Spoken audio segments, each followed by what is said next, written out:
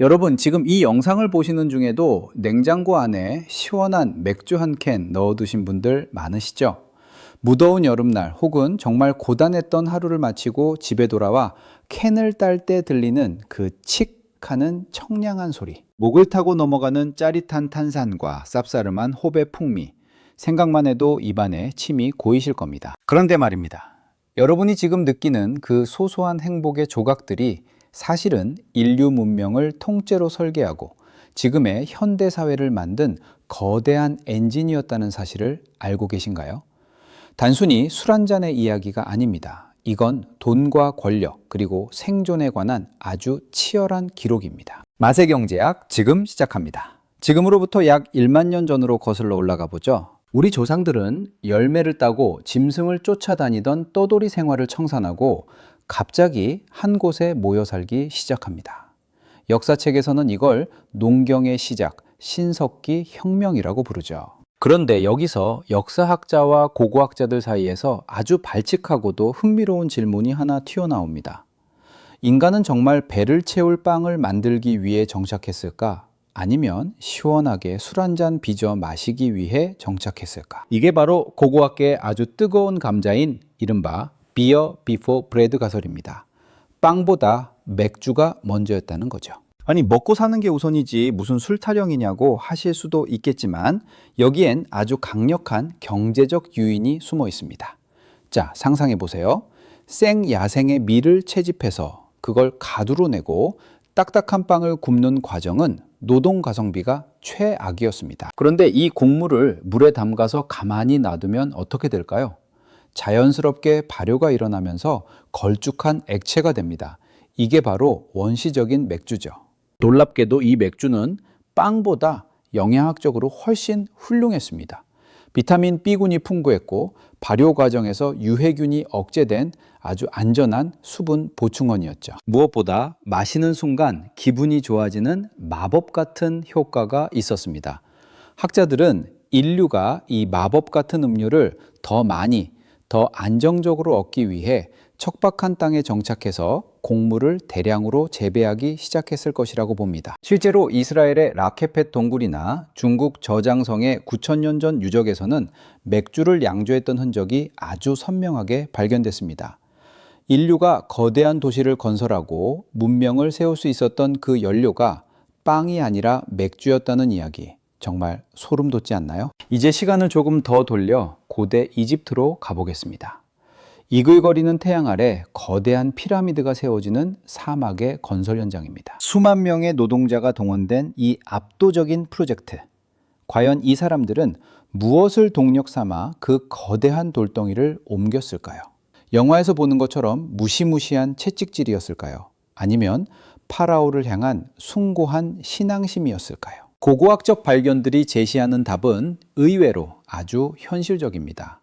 바로 빵과 맥주라는 실물 배급 시스템이었습니다. 당시 맥주는 아주 중요한 현물 임금, 즉 오늘날의 월급이었습니다. 기록에 따르면 피라미드 건설 노동자들은 하루에 약 4리터에서 5리터에 달하는 맥주를 배급받았다고 해요. 아니, 대낮부터 술을 마시고 어떻게 그 무거운 돌을 나르지? 라고 생각하실 수 있겠지만 당시의 맥주는 지금 우리가 마시는 투명한 라거가 아니었습니다. 걸쭉한 죽 형태에 가까운 고칼로리 영양 음료였죠. 뜨거운 사막에서 금방 오염되는 생수 대신 제조 과정에서 끓이고 발효시킨 맥주는 가장 안전한 음료이자 고된 노동을 견디게 해주는 에너지원이었습니다. 여기서 아주 중요한 경제학적 개념이 등장합니다. 바로 노동의 대가를 지불하는 확실한 인센티브로서의 맥주입니다.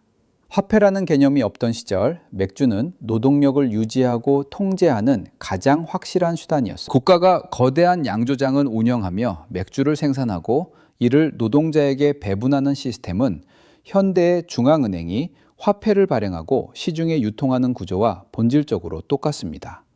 실제로 이집트 신왕국 시대의 기록을 보면 맥주 배급이 제때 이루어지지 않자 노동자들이 도구까지 내팽개치고 파업을 일으켰다는 이야기가 나옵니다. 우리는 지금 굶주리고 있다, 맥주를 달라 라고 외치며 일손을 놓아버린 거죠. 이건 맥주가 단순한 기호품이 아니라 사회 시스템을 지탱하는 기초적인 경제적 합의였다는 걸 보여줍니다. 맥주 배급이 끊긴다는 건 오늘날로 치면 국가가 공무원 월급을 체불하는 것과 같은 국가 비상사태였던 셈입니다. 그런데 맥주가 단순히 노동자들의 배만 채워준 건 아닙니다. 중세시대로 넘어가면 맥주는 권력과 자본, 그리고 세금의 핵심으로 자리 잡습니다. 중세 유럽에서 맥주는 액체빵으로 불리며 남녀노소 누구나 마시는 생필품이었죠. 그런데 여기서 아주 치열한 경제전쟁이 벌어집니다. 당시 맥주의 독특한 향과 쓴맛을 내기 위해 사용하던 약초 배합물을 그루이트라고 불렀어요.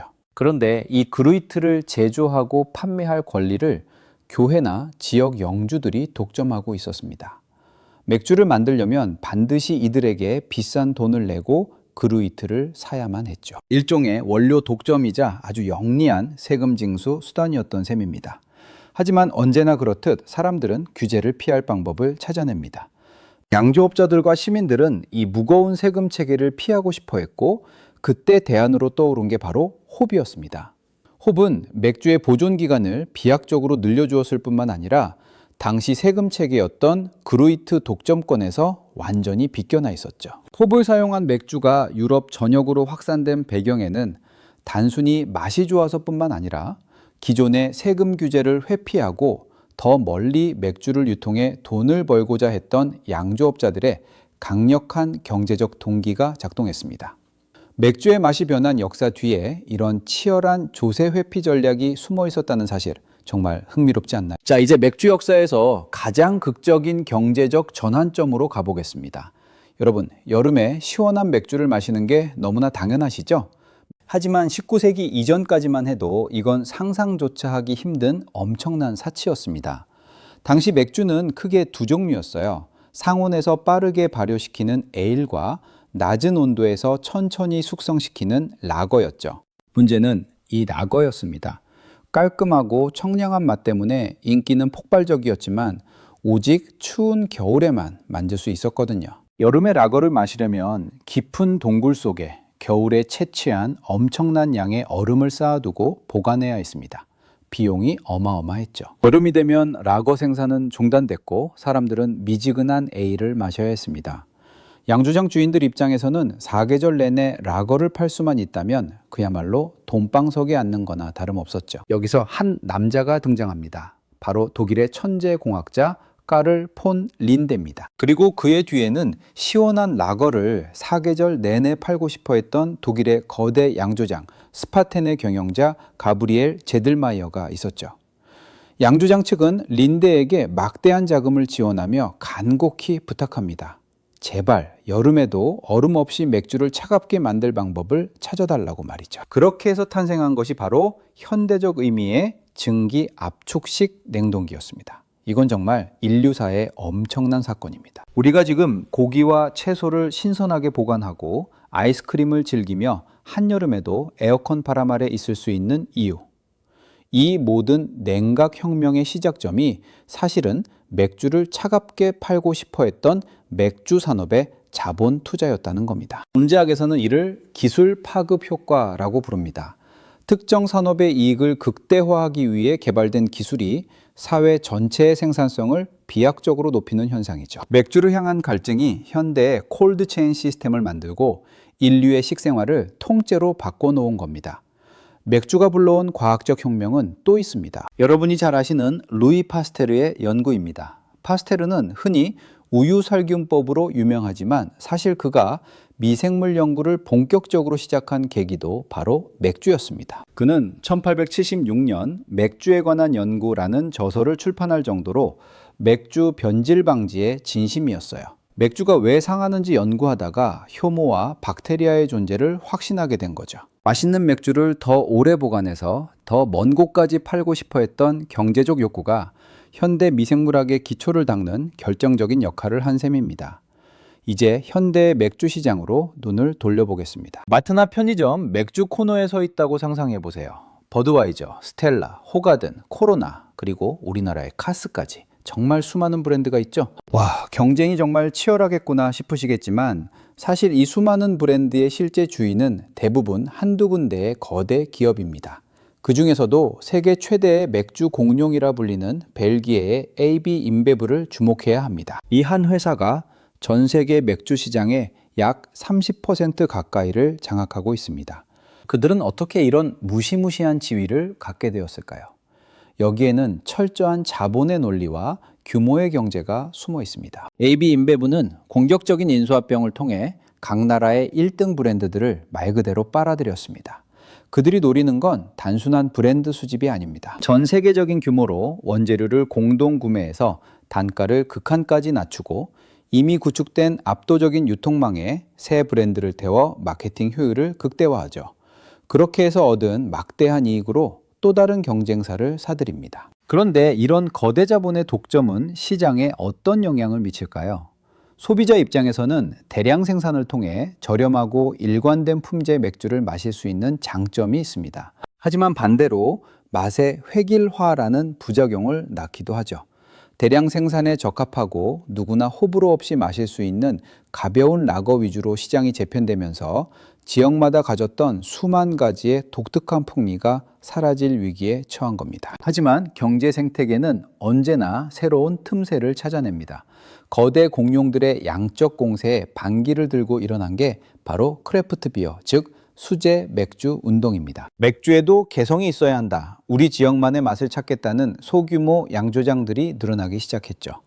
이들은 가격은 비싸지만 독특한 스토리텔링과 강렬한 풍미를 앞세워 가치 소비를 지향하는 사람들을 공략했습니다. 재미있는 건 이 수제 맥주의 유행조차 다시 거대 자본의 흐름 안으로 흡수되고 있다는 사실이에요. 여러분이 즐겨 마시는 유명 수제 맥주 브랜드들이 알고 보면 이미 대기업에 인수된 경우가 아주 많습니다. 거대 자본은 이제 단순히 양으로 승부하는 게 아니라 소비자들의 세분화된 취향까지 포섭하며 시장 지배력을 유지하고 있죠. 이게 바로 현대 맥주 시장을 관통하는 취향 경제학의 핵심입니다. 자, 이제 긴 이야기를 정리해 볼까요? 맥주는 인류사에서 단순한 술 그 이상이었습니다. 첫째, 맥주는 인류가 정착 생활을 시작하게 만든 강력한 경제적 유인이었습니다. 빵보다 맥주를 원했던 욕구가 농경사회의 시작을 이끌었죠. 둘째, 맥주는 고대 국가 프로젝트를 지탱한 실물 화폐이자 노동력 유지의 핵심 연료였습니다. 맥주 배급이 끊기면 국가 시스템이 멈췄을 정도니까요. 셋째, 맥주는 현대 산업의 기반 기술인 냉동장치와 살균법을 탄생시킨 기술 혁신의 방아쇠였습니다. 마지막으로 오늘날 맥주 시장은 규모의 경제와 취향의 경제가 끊임없이 부딪히는 거대 자본의 각축장입니다. 오늘 여러분이 마시는 시원한 맥주 한 잔에는 수만 년 전 조상의 정착 의지부터 중세의 세금 전쟁, 산업혁명의 기술력, 그리고 글로벌 거대 기업의 치밀한 전략이 모두 녹아 있습니다. 한 모금 들이켤 때 느껴지는 그 짜릿함은 사실 인류 문명이 흘러온 거대한 자본의 소리일지도 모릅니다. 물론 제가 오늘 말씀드린 가설이나 수치들은 학계의 해석에 따라 조금씩 차이가 있을 수 있습니다. 하지만 변하지 않는 사실은 인류가 더 맛있는 맥주를 더 시원하게, 더 많이 마시기 위해 노력해온 그 과정이 곧 우리 현대 경제와 기술을 만드는 핵심 동력이었다는 점입니다. 어떠신가요?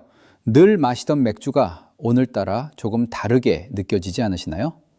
인류의 역사를 맥주 없이 설명하려 한다면 아마 반쪽짜리 이야기에 불과할 겁니다. 맥주는 인류가 걸어온 길을 닦은 윤활유였고 우리가 앞으로 나아갈 길을 비추는 황금빛 등불이었니까요. 오늘 이야기 유익하셨나요? 여러분의 구독, 좋아요, 알림 설정은 제가 더 흥미진진한 지식 스토리를 파헤치는데 큰 힘이 됩니다.